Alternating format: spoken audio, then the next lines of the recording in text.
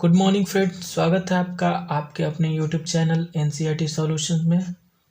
तो आज NCERT solution में हम पढ़ेंगे रियल नंबर्स, जो कि मैथ के चैप्टर 1 है, क्लास 10th का। तो what is real number? Real number क्या है? Any number that can be found in the world is a real number. जो कोई भी नंबर इस दुनिया में पाया जाता है वो सब रियल नंबर होता है। दूसरा point, any number that we can think of except complex number is a real number. कोई भी नंबर जो आप सोच सकते हैं, कोई भी नंबर जो आप सोच सकते हैं except complex number, complex number को छोड़कर वो सब रियल नंबर है। There is a term called complex number. यहाँ जो कॉम्प्लेक्स नंबर आया है वो आपको क्लास 11th में पढ़ने को मिलेगा, तो इसके बारे में ज़्यादा सोचे नहीं और डरे नहीं, ये आपके सिलेबस का नहीं है। तो आगे बढ़ते हैं। Real numbers include rational number like positive and negative integer fractions and irrational numbers, the set of real numbers which is denoted by R. Real numbers में सारे नंबर्स इंक्लूड होते हैं, जैसे कि rational numbers, positive and negative integer, irrational number.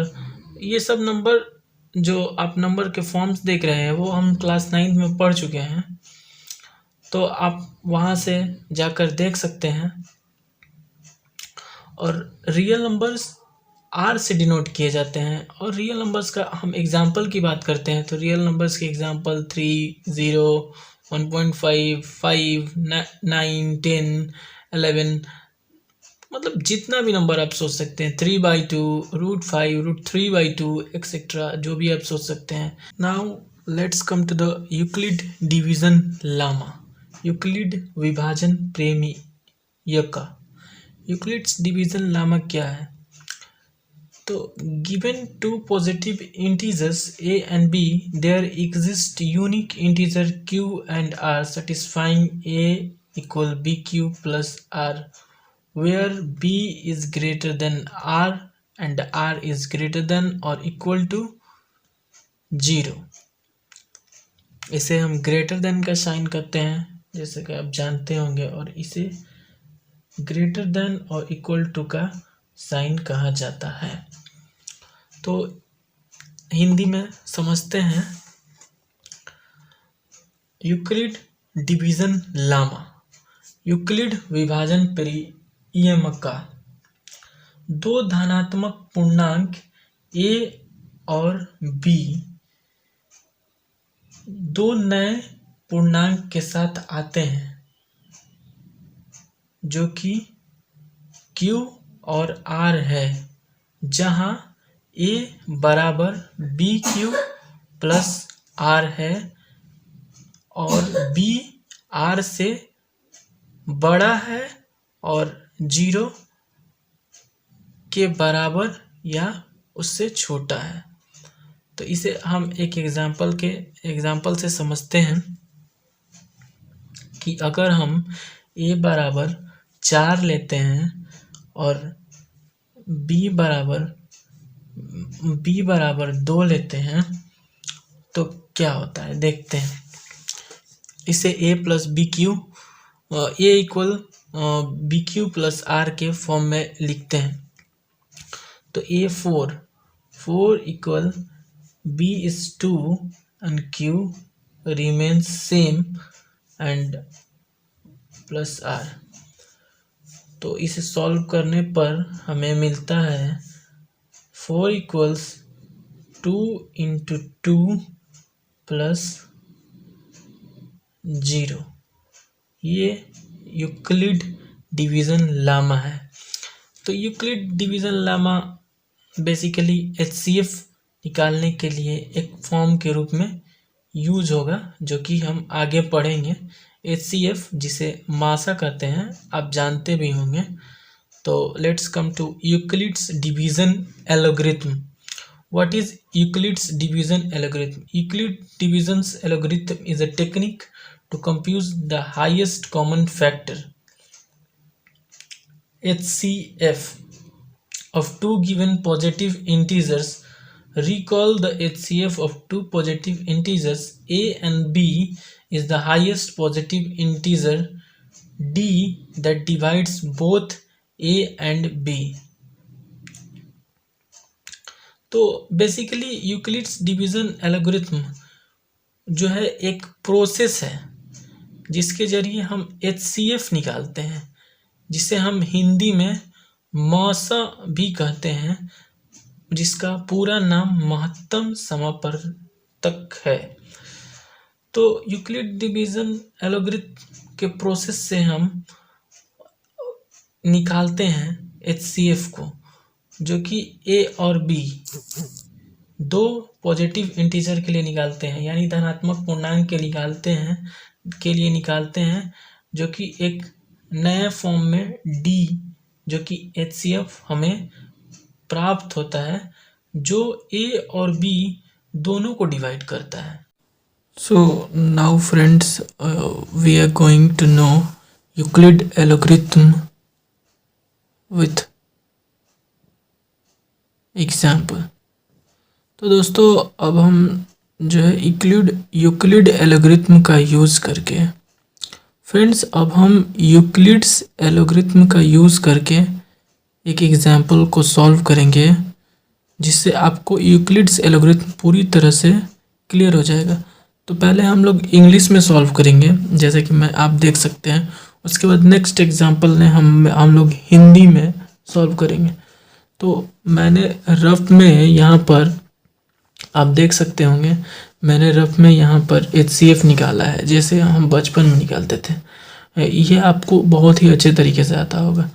जैसे हम लोग बड़े अंक को लेकर के छोटे से डिवाइड करते थे, फिर जो रिमाइंडर्स होता था उसको फिर डिवाइड करते थे, फिर उसका जो रिमाइंडर होता था फिर उसको इससे डिवाइड करते थे, फिर उसको इससे डिविज़र से डिवाइड करते थे। दिस प्रोसेस जो चलते रहता था, फिर लास्ट में जो जाकर डिवीज़र बचता था वो HCF हो जाता था। ये हमने बचपन में पढ़ा था। तो हम इसको पहले रफ में कर लेंगे, इससे आपको बहुत ज़्यादा हेल्प होगी, क्योंकि यूक्लिड्स एल्गोरिथम में जो है ना वो प्रोसेस लिखने का ही नंबर मिलता है। तो अगर आप प्रोसेस लिखते हैं सही से तो आपको नंबर मिलता है, और प्रोसेस लिखने के लिए आपको ये बहुत हेल्प करेगा। जैसे कि अब देखिए, अब प्रोसेस कैसे लिखना है वो हम सीखते हैं। जैसे कि यहाँ मैंने लिखा है, since 12,576 is greater than 4,052 we apply the division lemma to 12,576 and 4,052 to get. तो यहाँ पर मैंने लिख दिया है कि ये जब हम 12,576 को 4,052 से डिवाइड करेंगे तो हमको यूक्लिड डिवीजन का यूज़ करके, जैसे कि मैंने कह दिया है कि यहाँ पर 12,000, जैसे कि मैंने यहाँ पे लिखा है 12,576 4,052 से बड़ा है, तो हम इसमें डिवीज़न लेमा का यूज़ करके इसके प्रोसेस को आगे बढ़ाएंगे। तो ये ऐसे लिखना है आपको, फर्स्ट स्टेप ये आपको देख लेना है और आपको इसको पूरी तरह से एकदम दिमाग में कैप्चर कर लेना है और प्रैक्टिस कर लेना है कि कैसे लिखा जा रहा है।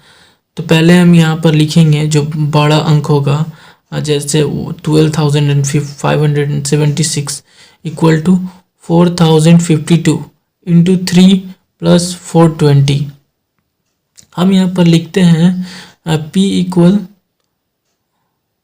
हम यहाँ पर लिखते हैं A इक्वल BQ + R के फॉर्म में, A इक्वल BQ + R के फॉर्म में हम यहाँ पर लिखते हैं। तो इसके लिए आपको सबसे अच्छा तरीका है कि पहले आप इस प्रोसेस को लिख लें। तो देखिए, हमने यहीं से सब कुछ किया है।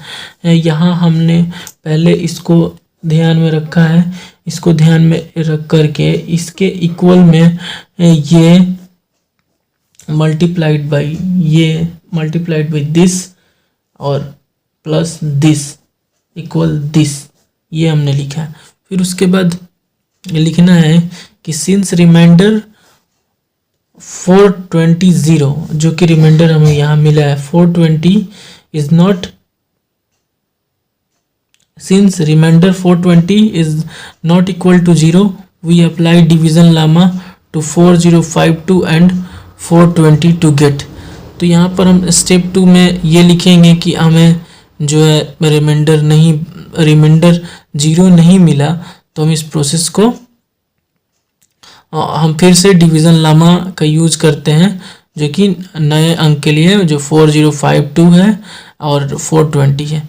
तो यहाँ पर 4052 और 420, तो फिर से सेम प्रोसेस वही दोहराएंगे। 4052 इक्वल 420 इंटू 9 प्लस 272। तो ये सब लिख लेने से, आपको ये कर लेने से, कुछ देर के प्रोसेस से आपको इसको लिखने में बहुत ही हेल्प मिलेगा। तो आपको इसको रफ में कर लेना चाहिए मेरे हिसाब से। बाकी आप यहाँ पे कैलकुलेशन से भी कर सकते थे, जैसे कि मैंने किया था। उसके बाद आप इस तरह से प्रोसेस को फिर से रिपीट कर सकते हैं कि रिमाइंडर जो है 272 0 नहीं है, तो फिर भी apply division lemma to new remainder and new divisor, that is 420 and 272।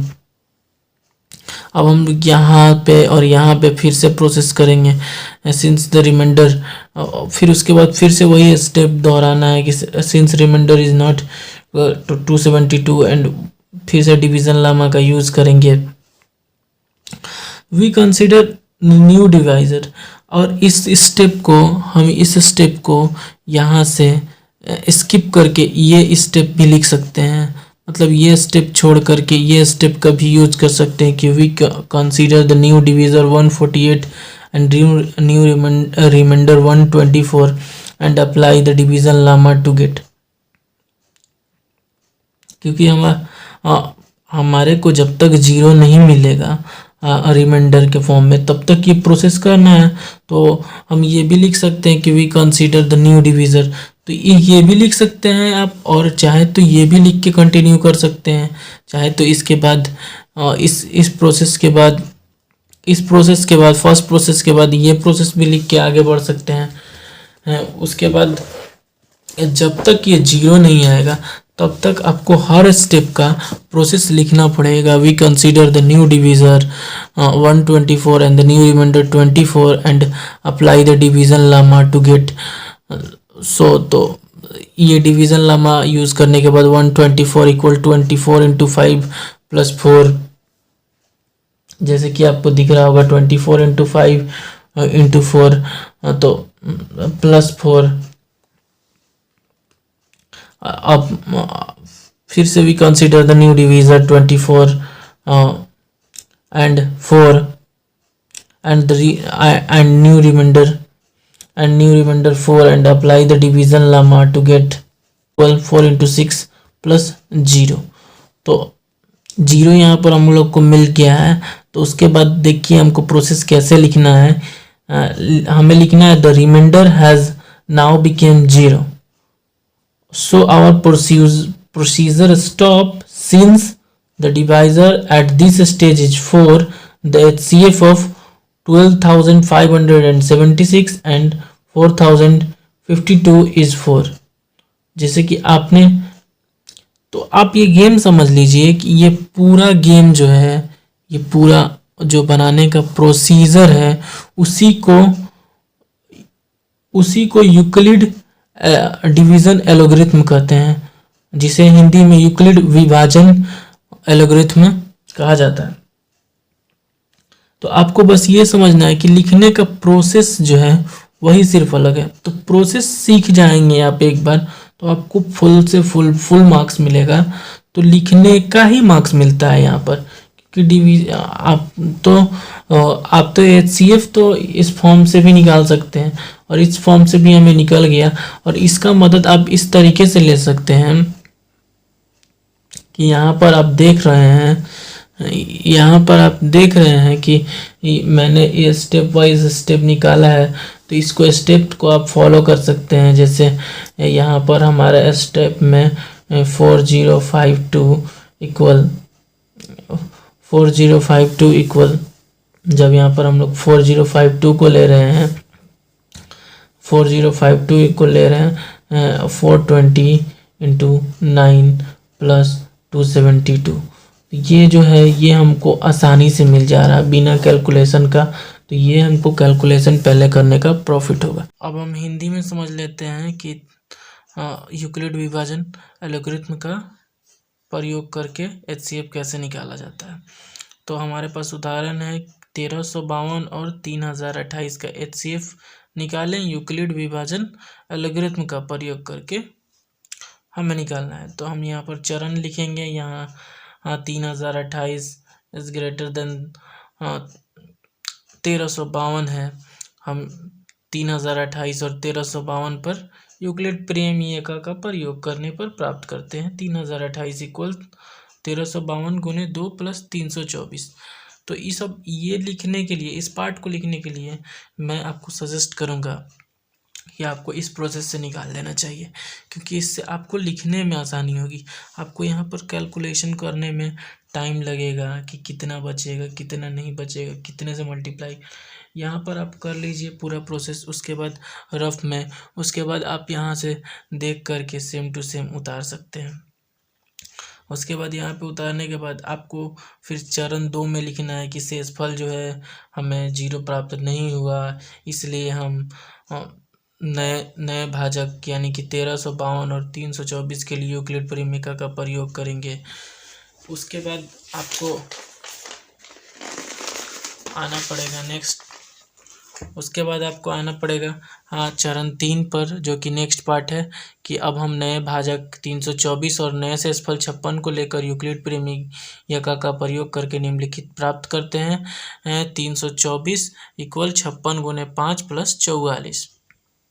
ये सब जो हम लिख रहे हैं ये A equal BQ plus R के फॉर्म में लिख रहे हैं, जो कि यहाँ से उठा हुआ है। यहाँ से आप उसको सेम टू सेम कॉपी कर सकते हैं।